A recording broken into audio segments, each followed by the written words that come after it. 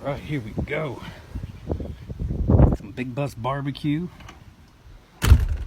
Port Isabel. My grill apprentice. Season in the grate.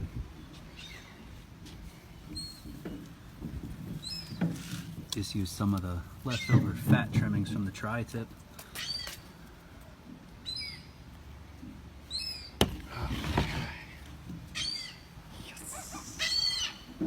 Oh, you get away from my food, bird. So we got some local mesquite charcoal. It's actually a product of Mexico. We're using that as our base. And then we got some hardwood apple chunks to put on top of that. Now we're about to do up a couple ribeyes and a lobster. Here we go.